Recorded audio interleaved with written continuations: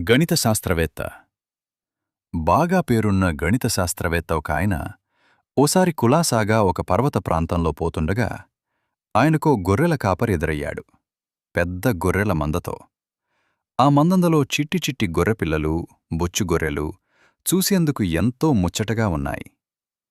వాటిని చూడగానే ఆయన పరవశించిపోయాడు. ఎలాగైనా ఒక గొర్రెపిల్లను సంపాదించి పెంచుకోవాలి అనే కోరిక ఒకటి ఉదయించింది ఆయన మనసులో. దాంతో ఆయన ఆ గొర్రెల కాపరి దగ్గరికి వెళ్ళి, ఏమోయ్, నీ గొర్రెను ఒకదాన్ని నేను కొనాలనుకుంటున్నాను. ఎంత ఖరీదవుతుందో చెప్పు అని అడిగాడు. గొర్రెల కాపరి శాస్త్రవేత్తను తేరిపార చూశాడు. ఓ నిమిషం తర్వాత, నా గొర్రెలు అమ్మేవి కావు అని సులభంగా ముగించేశాడు. కాని శాస్త్రవేత్తకు గొర్రెని పెంచుకోవాలని ఉంది. ఆయన గొర్రెల తన్ని రకరకాలుగా బ్రతిమాలాడు, ప్రాధేయపడ్డాడు. అయినా ప్రయోజనం లేకపోయింది. ఎందుకనో గొర్రెల కాపరికి గొర్రెను అమ్మటం ఏమాత్రమిష్టం లేదు. చివరికి గణిత శాస్త్రవేత్తకు ఓ ఉపాయం తట్టింది. అతను గొర్రెల కాపరితో అన్నాడు, చూడు బాబూ, నీ మందలో ఉన్న గొర్రెలను నేను ఒక్కొక్కదాన్ని లెక్కించను. అయినా నీ దగ్గర మొత్తం ఎన్ని గొర్రెలున్నాయో ఖచ్చితంగా చెబుతాను. మరి నేను చెప్పే సంఖ్య సరైనదే అయితే నా కష్టానికి ప్రతిఫలంగా నువ్వు నాకో గొర్రెను ఇవ్వాల్సి ఉంటుంది. చెప్పు, సరేనా? అని అడిగాడు. గొర్రెల కాపరికి ఆ పందెం ఏమంత నచ్చలేదు. అయినా పందానికి ఒప్పుకున్నాడు. వెంటనే గణిత శాస్త్రవేత్త తన సంచిలోంచి ఒక కంప్యూటరును బయటికి తీశాడు. దానిలో ఆ ప్రాంతపు ఉపగ్రహ చిత్రం వెతికాడు. అక్కడున్న గొర్రెలు ఎన్నో లెక్కించమన్నాడు కంప్యూటరును. ఇవి మొత్తం 102 అని తేల్చి చెప్పేశాడు. మీరు చెప్పింది నిజమే.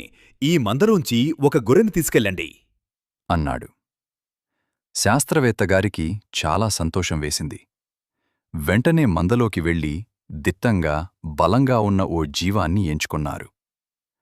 ఓసారి గొర్రెల కాపరికేసి చూసి అతను గొర్రెపిల్లను ఎత్తుకున్నట్లే తను ఎంపిక చేసుకున్న దాన్ని భుజాలపైకి ఎత్తుకున్నారు.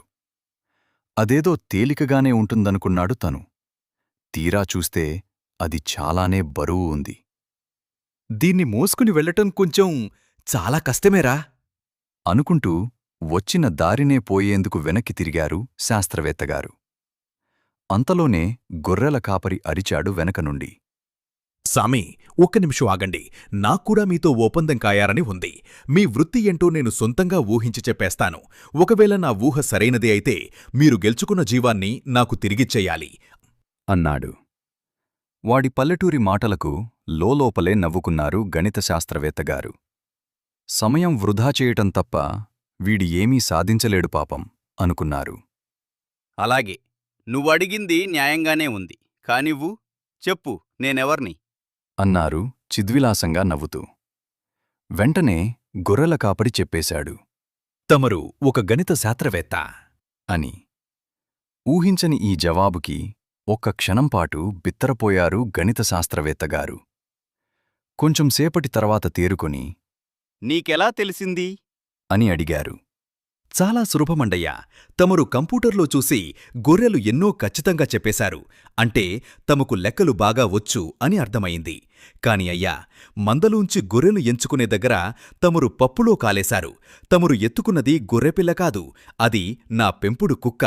దీన్ని బట్టి నాకు అర్థమైందండయ్యా తమరి వృత్తి ఏంటో. తమరు గాలిలో లెక్కలు వేయగలరుగాని భూమ్మీది లెక్కలు చెయ్యలేరు. అంటే తమరు గణిత శాస్త్రవేత్తే అవ్వాలిగదా అన్నాడు. గొర్రెల కాపరి మొరటు, తార్కికతకు గణిత శాస్త్రవేత్తగారి కళ్ళు తిరిగాయి. ఆయన గర్వం అణిగిపోయింది. సిగ్గుతో నోటమాట రాలేదు. ఈ కథ నచ్చితే మీ అభిప్రాయాన్ని కామెంట్లో తెలియజేయండి. మరిన్ని ఇంట్రెస్టింగ్ కథల కోసం అచ్చు కిడ్స్ ఛానల్ ఫాలో అవ్వండి. ధన్యవాదాలు.